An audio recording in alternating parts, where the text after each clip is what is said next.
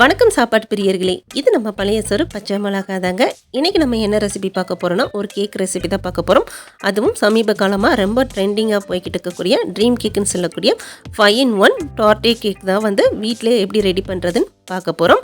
இந்த dream cake எப்படி செய்கிறதுன்னு பார்க்குறதுக்கு முன்னாடி நம்ம சேனல் பழையசோறு பச்சைமொளகாவை இப்போ தான் நீங்கள் ஃபஸ்ட் டைம் பார்க்குறீங்கன்னா மறக்காமல் சேனலை சப்ஸ்கிரைப் பண்ணிவிட்டு உங்களோட சப்போர்ட்டை வந்து தொடர்ந்து தெரியப்படுத்துங்க. கூடயே பக்கத்தில் இருக்க அந்த பெல் பட்டனையும் மறக்காமல் கிளிக் பண்ணி வச்சுக்கோங்க. இப்போ கேக் எப்படி பண்ணுறதுன்னு பார்க்கலாம் வாங்க. இந்த ட்ரீம் கேக் பண்ணுறதுக்கு நாம் சாக்லேட் ஸ்பாஞ்ச் வந்து ரெடி பண்ணிக்கலாம். இது பண்ணுறதுக்கு 200 கிராம் போல் மைதா எடுத்திருக்கேன். அடுத்து இது கூடயே வந்து 50 கிராம் போல் நல்ல டார்க் கொக்கோ பவுடர் வந்து சேர்த்துக்கலாம். அடுத்து 1.5 டீஸ்பூன் போல் baking powder, 1/2 teaspoon baking soda, 1/4 teaspoon உப்பு இதெல்லாம் சேர்த்துட்டு இப்போ இந்த ட்ரை இன்க்ரீடியன்ஸ்லாம் வந்து 3 முறை வந்து இது போல் மாற்றி நல்லா சளிச்சு வச்சுக்கணும். அப்போ தான் நம்ம சேர்த்த அந்த பேக்கிங் பவுடர் பேக்கிங் சோடாவில் இருக்குல்ல, அது வந்து மாவு இந்த கொக்கோ பவுடரோட நல்லா மிக்ஸ் ஆகி வரும். இது போல் நம்ம ஒரு 2-3 முறையாவது வந்து சளிச்சு எடுத்து வச்சுக்கணும். இப்போ இதை வந்து நல்லா சளிச்சாச்சு. இதை சளிச்ச பிறகு விஸ்கு வச்சு திரும்பவும் ஒரு வாட்டி இந்த மாதிரி நல்லா கலந்து விட்டுக்கங்க. அடுத்ததான் இன்னொரு பவுல் எடுத்துக்கலாம். இதில் வந்து நான் 4 முட்டை வந்து சேர்த்துக்கிறேன். எப்பயுமே கேக் பண்ணும்போதுல ரூம் டெம்பரேச்சரில் இருக்கிற முட்டையை எடுத்துக்கோங்க. ஃப்ரிட்ஜில் வச்சு டைரெக்டாக அப்படியே யூஸ் பண்ணாதீங்க. இப்போ இந்த முட்டையை வந்து ஒரு எலக்ட்ரிக் பீட்டர் வச்சு நல்லா பீட் பண்ணி எடுத்துக்கலாம். இந்த முட்டையை வந்து நம்ம எந்த அளவுக்கு நம்ம பீட் பண்ணி எடுக்கணும்னா, இந்த முட்டையோட மஞ்சள் நிறம் மாறி லைட் கலராக சேஞ்ச் ஆகி வரும். அது வரைக்கும் வந்து இதை வந்து நம்ம நல்லா பீட் பண்ணி எடுத்துக்கணும். இப்போ முட்டையை வந்து நல்லா பீட் பண்ணியாச்சு. அந்த முட்டையோட கலரே வந்து நல்லா சேஞ்ச் ஆயிடுச்சு பாருங்கள். இந்த அளவுக்கு வந்து நல்லா பீட் பண்ண பிறகு இதில் வந்து நம்ம சர்க்கரை சேர்த்துக்க போகிறோம். சர்க்கரை வந்து 200 கிராம் போல் சர்க்கரையை வந்து பவுட்ரு பண்ணி எடுத்து வச்சுருக்கேன். இப்போ இந்த பவுட்ரு பண்ண சர்க்கரையை வந்து மொத்தமாக சேர்க்காம கொஞ்சம் கொஞ்சமாக சேர்த்து இதை வந்து நல்லா திக் பீக் வர வரைக்கும் நல்லா பிளெண்ட் பண்ணி எடுத்துக்கலாம். நீங்கள் இப்போ தான் ஃபஸ்ட் டைம் வந்து கேக் பண்ண ஸ்டார்ட் பண்ணுறீங்கன்னா இது போல் வந்து பவுட்ரு பண்ண சுகரையே நீங்கள் யூஸ் பண்ணுங்கள். முழுசாக இருக்க சர்க்கரையை சேர்த்திங்கன்னா சர்க்கரை வந்து டக்குன்னு கரையாது.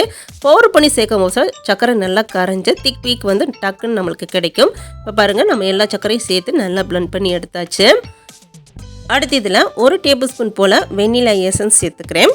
சேர்த்துட்டு இதை திரும்பவும் நம்ம 1 நிமிஷத்துக்கு வந்து நல்லா பீட் பண்ணி எடுத்துக்கலாம். இப்போ இது எல்லாத்தையும் நல்லா பீட் பண்ணி எடுத்தாச்சு.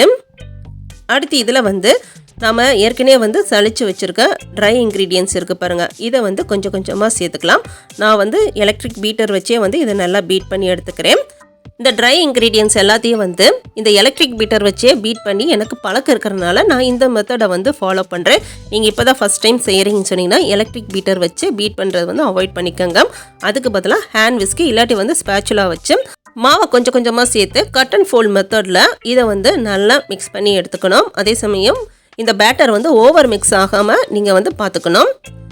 இப்போ நம்ம ட்ரை இன்க்ரீடியன்ஸ் சேர்த்து இதை வந்து பிளெண்ட் பண்ணிக்கிட்டு இந்த சமயத்தில் சைட் பை சைடாக நம்ம பாலும் கொஞ்சம் கொஞ்சமாக சேர்த்து இதை வந்து மிக்ஸ் பண்ணி எடுத்துக்க போகிறோம். பால் வந்து 120 ml போல் நான் எடுத்திருக்கேன்.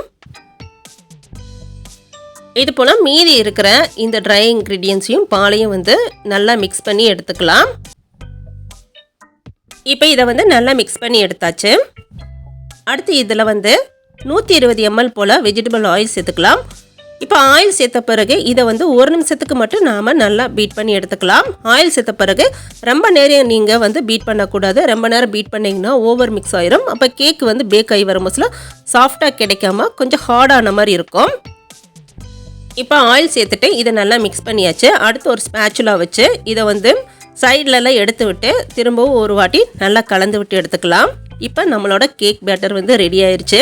இப்போ இதை வந்து நான் வந்து 2 பேனில் வந்து பேக் பண்ணி எடுக்க போகிறேன். இது வந்து 8 inch பேன் எடுத்திருக்கேன். ஒன்று வந்து மைக்ரோவனில் பேக் பண்ணுறதுக்கும் இன்னொன்று வந்து குக்கரில் வச்சு பேக் பண்ணி காட்டுறதுக்கும் நான் வந்து எடுத்திருக்கேன். இதை வந்து ஆல்ரெடி பட்டர் பேப்பரில் போட்டு நல்லா செட் பண்ணி தான் எடுத்து வச்சுருக்கேன். இப்போ மைக்ரோவேனில் போடுறதுக்கு வந்து நான் வந்து கேக் பட்டர் வந்து கொஞ்சம் ஜாஸ்தியாக வந்து சேர்த்துக்கிறேன். குக்கரில் வைக்கிறதுக்கு வந்து கேக் பட்டர் கொஞ்சம் கம்மியாகவே சேர்த்துக்கிறேன். மைக்ரோவேனில் வந்து 180 டிகிரிக்கு வந்து 10 நிமிஷத்துக்கு நான் ப்ரீ ஹீட் பண்ணி வச்சுருக்கேன். அதே 180 டிகிரிக்கு வந்து 30லேருந்து 35 நிமிஷம் வந்து நாம் பேக் பண்ணி எடுத்துக்கலாம். குக்கரில் வந்து ஒரு லேயர் வந்து உப்பு போட்டுட்டு 10 நிமிஷம் ப்ரீ ஹீட் பண்ணியிருக்கேன். இதை பேக் பண்ணி எடுக்கிறதுக்கு வந்து 20லேருந்து 25 நிமிஷம் வச்சு எடுத்தால் போதும். நம்ம கேக் பேட்டரோட குவான்டிட்டியை பொறுத்து தான் நம்ம பேக்கிங் டைமும் நம்மளுக்கு மாறும். இப்போ இதில் இருக்க ஏர் பபிள்ஸ்லாம் வந்து இது போல் ஒரு ஸ்டிக் வச்சு ரிமூவ் பண்ணி எடுத்துக்கலாம். ரிமூவ் பண்ணிவிட்டு இதை வந்து இது போல் வந்து நல்லா டேப் பண்ணி எடுத்துக்கலாம். அப்போ தான் உள்ளே இருக்க அந்த ஏர் பபிள்ஸ்லாம் ரிலீஸ் ஆகி பேக் ஆகி வரும்போது ஈவனாக பேக் ஆகும். இது போல் ரெண்டையுமே வந்து நல்லா டேப் பண்ணிவிட்டு இதை வந்து நம்ம பேக் பண்ணி எடுத்துக்கலாம். இப்போ கேக் வந்து நல்லா பேக் ஆயிடுச்சு. நம்ம குக்கரில் வச்சதும் சரி மைக்ரோவனில் வச்சதும் சரி ரெண்டுமே சூப்பராக பேக் ஆகி வந்திருக்கு பாருங்கள். இப்போ கேக் வந்து நல்லா சூடாக இருக்குது. இது சூடு வந்து நல்லா ஆறட்டும். இதை ஆறின பிறகு நம்ம கட் பண்ணி எடுத்துக்கலாம். இப்போ இந்த கேக் ஆறுற டைமில் நம்ம மற்றதெல்லாம் ரெடி பண்ணிக்கலாம். இப்போ நம்ம சாக்லேட் கனாஸ் வந்து ரெடி பண்ணிக்கலாம்.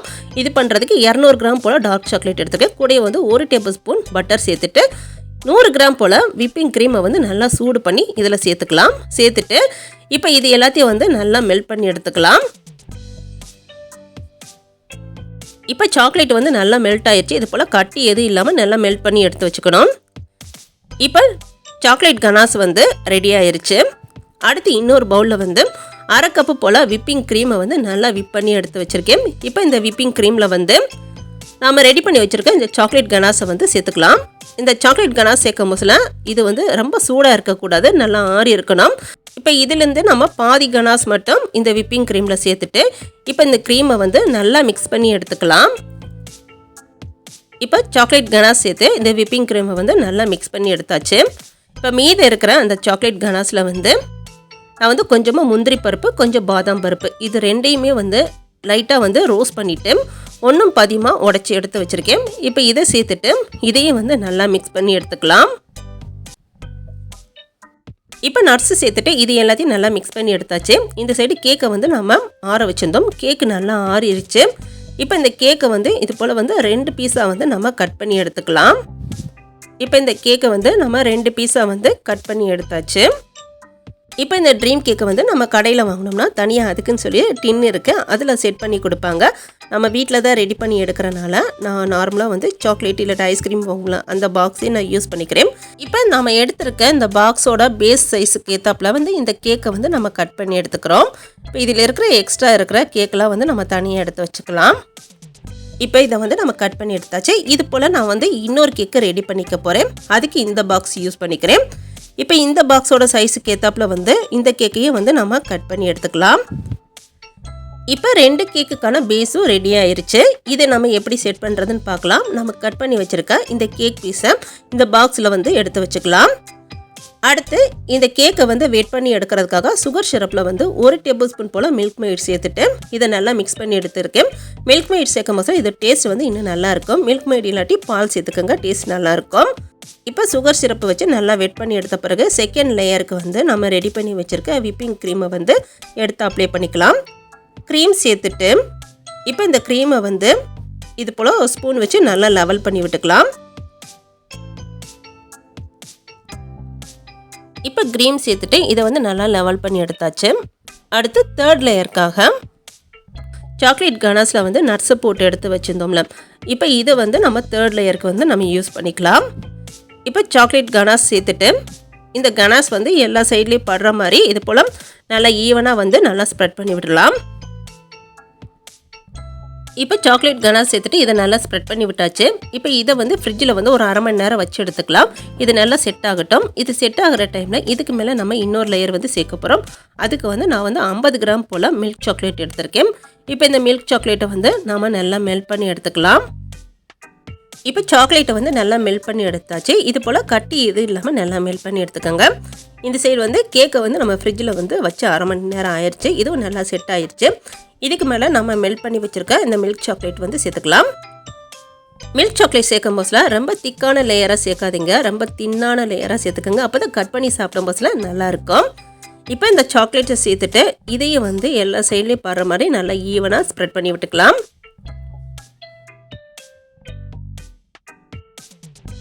இப்போ இந்த சாக்லேட் லேயரையும் நம்ம நல்லா ஸ்ப்ரெட் பண்ணி விட்டாச்சு. இப்போ இதை வந்து ஃப்ரிட்ஜில் ஒரு 5 நிமிஷம் மட்டும் நம்ம வச்சு எடுத்துக்கலாம்.